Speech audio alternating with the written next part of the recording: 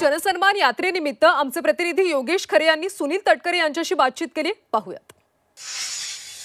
जनसन्मान यात्रेला सुरुवात झाली। आपल्या सोबत आहेत सुनील तटकरे जी। सर, जी काही यात्रा आपल्याला रिस्पॉन्स चांगला मिळताना दिसतोय, काय?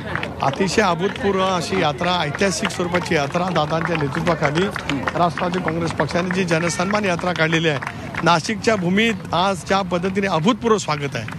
आपणही अनेक दिवस अनेक वर्ष या क्षेत्रामध्ये आहात, पण दादांचं ज्या पद्धतीने अभूतपूर्व स्वागत माझे विद्यार्थी भगिनींनी केलेलं आहे, त्याच्यामुळे या यात्रेचा प्रतिसाद पुढच्या कालावधीमध्ये प्रचंड राहील। नाशिकच का निवडण्यात आलं? शेतकऱ्यांचा जिल्हा आहे म्हणून की या देशातले जे काही मोजके जिल्हे कृषी उत्पन्नाच्या मध्ये अग्रेसर आहेत, शिक्षणाच्या क्षेत्रामध्ये अग्रेसर आहेत, फळबागाच्या क्षेत्रामध्ये अग्रेसर आहेत, अशा या नाशिकच्या भूमीमध्ये आणि या भूमीला ऐतिहासिक अशी पार्श्वभूमी आहे, तिथपासून सुरुवात करत असताना बाकी काय वेगळं प्रवचन असं नव्हतं, पण नाशिक आमच्यासाठी सुद्धा एक महत्त्वाचं आहे।